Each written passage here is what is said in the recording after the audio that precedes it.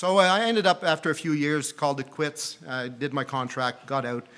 And then as the kids grew up, and my son is here with us tonight. And now he's the second guy. He's not the guy that she was pregnant with. This is Ryan. Ryan's actually followed me into the Navy. He's now the chief bosun's mate on board the Margaret Brooks, one of the Arctic offshore patrol ships that's just got launched recently. And the captain's just over there. Anyways, so our two kids had been born. They were only 14 months apart, and it became too much, so got out. And 16 years later, with our eldest son, I re-enrolled in the military as a Mars officer, as a ship driver, someone who's getting trained to become a captain of a ship. And I got to drive destroyers and maritime coastal defense vessels and frigates, and all of that comes with that. And so the experience of being in the Navy is you're always going somewhere, and you're on board some kind of a machine, and you get to love these machines. But then I had something happen, and I changed careers, became a public affairs officer at one point, and I got to, although I was dressed as a naval officer, I got to do to serve with the Army and the Air Force, and so I got to travel in other modes of transportation. This is where I got into helicopters and tanks. And one of the memories I remember, I did almost a year in Afghanistan, and after I came back, I met up with this reporter, a CBC reporter in dockyards, and she'd been asking what I'd been up to, because we'd been talking before that, and she hadn't seen me in a while. And she found out that I had a son in the Navy and another son in the Army, and my wife was about to deploy to Afghanistan. She says, well, and it was coming up to Christmas, and she says, well, we got to get you guys together. And so we do this Christmas special about life in the military and what it's like. How do we keep in touch? And so they set up a video conference. My older, Ivan's wife, my older son's wife, she was in Kingston at the time, and Ivan was in Afghanistan, and Ryan happened to be with us in Halifax, so we basically had a reporter and a camera crew with us in Halifax. Tina, Ivan's wife, had a crew over in Kingston, and Ivan had one of the embedded CBC journalists in Afghanistan to put him on the air. And we did this conversation between us, and this is where Ivan found out, through the video conference, that his wife was pregnant with our first granddaughter.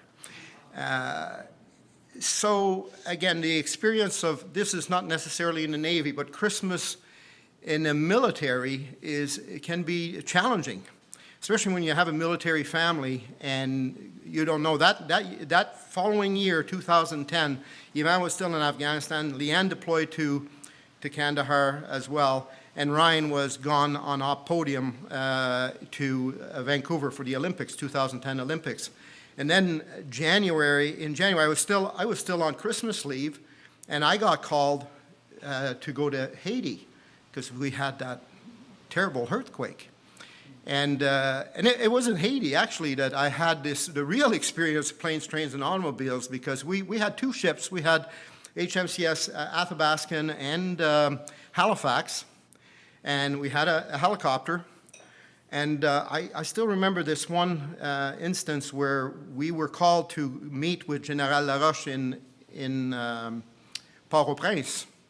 And so we left the ship, so we leave the destroyer, get in on a Zodiac, go ashore in Léogâne, because the whole time we were there, Athabascan was just driving around offshore of Léogâne, Haiti. We never went to anchor. We just kept moving. And so basically we go ashore every day, do what we had to do, come back at night, sleep, eat, go back the next morning. Well, that day we went ashore in the Zodiac, then we got into an Army vehicle, drove to Port-au-Prince, and we had our meeting, then finished the meeting, get in a helicopter, and fly back to the ship. So all in the same day. So things, the experience of, for a Navy guy, what matters, we make a big connection with the vehicle that we're on, because, I mean, you can't have a Navy without ships. Whereas, infantry, they don't care.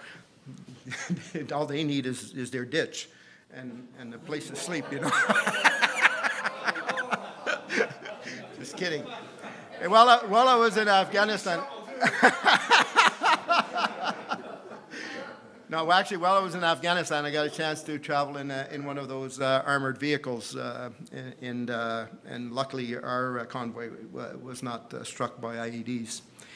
So this is where the tank comes into my story. So we had a bunch of journalists, and we're heading into Kandahar city, and this is where I found out there was our interpreter. He was our political advisor and interpreter. He was an Afghan who had studied in Toronto, and he told us, he says, you know what's wrong with my people? He says, they suffer from learned helplessness. I don't know if you're familiar with that term. It's a psychology term where you are exposed to something for so long that you just give up. You don't even try anymore. And when I heard that, I thought, wow, I never thought of that.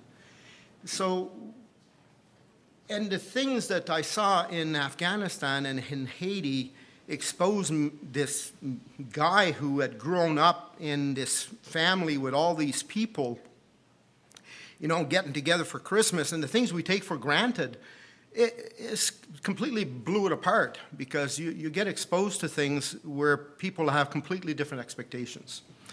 And it's hard to adapt. I came back injured. I didn't even know I was injured for years later, because I'm actually a PTSD sufferer as well. But if Christmas is about family and getting together and going to the store and buying a bunch of presents and all that, well, then what about all these people? And what about us? I mean, I spent almost 3 years at one point with missing just about every holiday, missing anniversaries, Christmases, all of the birthdays of our family. So you get to a point where there has to be more. So what is it? What does Christmas mean? And this is where I'm really thankful that, for me, anyways, Christmas is attached to this, what I call an historical event from thousands of years ago. This little baby that supposedly was born in a stable, in extremely humble circumstances, from an unwed mother. And then I look at, 2,000 years later, and we're still talking about it. And then I got thinking of the hope and what all that has meant to people over the years, and what it means to me today, that there is, in no matter how bad things go, no matter how difficult things get, that there is hope.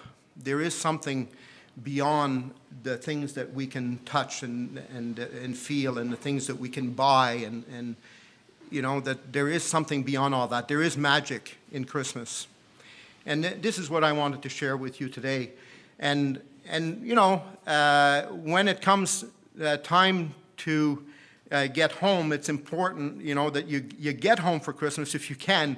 And whether you're going to do it in a plane or a train or an automobile, you got to get home, because when you do have that opportunity and you learn that it's not necessarily always going to be there, you make darn sure that you do get together with your loved ones, with your family, and you celebrate this great holiday. Thank you.